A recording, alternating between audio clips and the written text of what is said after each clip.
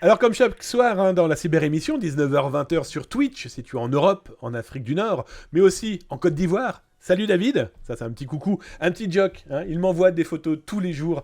Je pense qu'un de ces quatre, je vais vous en montrer une de photos qu'il me prend directement de sa plage. C'est honteux, monsieur.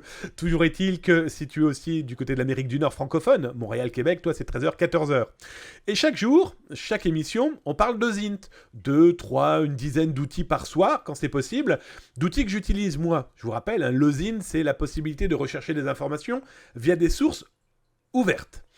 Des bases de données, des sites web, des outils qui permettent de retrouver des informations, de les regrouper, etc., etc.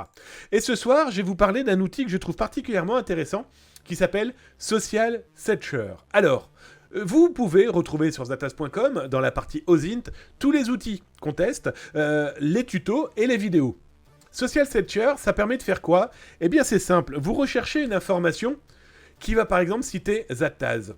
On va regarder, vous tapez tout simplement, eh bien, le terme que vous souhaitez chercher, et il va vous retrouver sur tous les réseaux sociaux à chaque fois que le terme Zataz a pu être cité. Donc là, on va regarder un petit peu, on va aller voir qu'est-ce qui est proposé.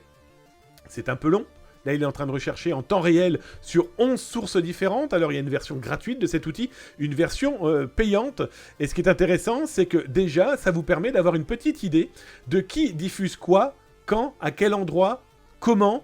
Voilà, ça vous permet déjà d'avoir une véritable veille, loin d'être négligeable. Parce que déjà, ça vous permet, voilà, comme je vous le disais, de pouvoir regarder d'une manière un petit peu plus sérieuse, eh bien une enquête que vous êtes en train de faire. Vous êtes en train d'enquêter, par exemple, sur un sujet, sur une personne. Parce que, justement, vous pouvez regarder aussi une personne. Alors, qui on pourrait aller jeter son œil ? J'ai pas d'idée précise. Hop. John Smith, il existe John Smith, j'ai comme un doute. On va regarder tous les John Smith possibles et imaginables. Et dans tous les cas, là, voilà, toutes les personnes qui ont cité John Smith ou tous les comptes qui utilisent ce terme John Smith. Alors imaginez, vous êtes en train de faire une enquête sur une entreprise, une personne particulière, sur un sujet particulier, et bien là, il est capable de vous dire sur tous les réseaux sociaux, partout où ça a causé. Alors, dernier élément que je trouve aussi intéressant, c'est les trends. Bah oui, ça vous permet de suivre potentiellement un sujet particulier. Et si vous enquêtez sur un personnage qui fait du phishing, si vous enquêtez sur une personne qui a diffusé une fake news, une fausse information, une manipulation, ça vous permet non seulement de le suivre, mais ça vous permet aussi de suivre ceux qui ont partagé, de voir le primo-diffuseur, le primo-accédant, le primo-repartageur. Et donc là, par exemple, on a tapé une thread dédiée à Ferrari, et là, vous avez tous les sujets traitant de ce terme. Mais tous les termes de votre choix, vous pourrez les chercher.